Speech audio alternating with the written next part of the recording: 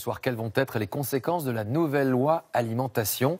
Les prix de centaines de produits de grandes marques devraient augmenter afin de protéger les petits producteurs, les agriculteurs. Alors voilà donc une question sur le pouvoir d'achat, sensible dans le contexte actuel. Bonsoir Julien Duponchel. Julien, un rappel important d'abord, que contient réellement cette loi alimentation? Eh bien, 3 grandes mesures avec un objectif, mieux rémunérer les producteurs. La première, moins de promotion. Fini les un produit acheté égale un produit offert. C'est interdit.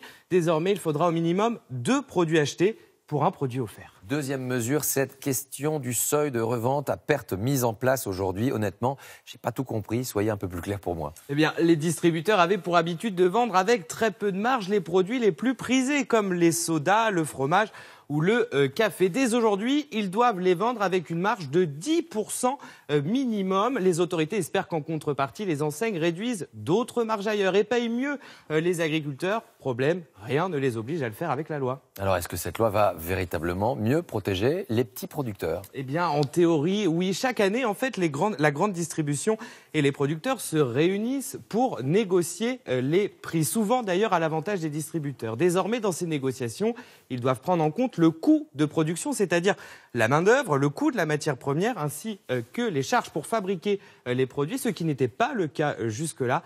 Un bémol, seule la répression des fraudes vérifiera la cohérence des prix et selon les producteurs, les contrôles sont assez rares. Merci Julien. Illustration de tout cela concrètement aujourd'hui dans les rayons de plusieurs supermarchés. Comment les grands distributeurs justement entendent-ils trouver une clé pour apaiser les consommateurs sur ces augmentations?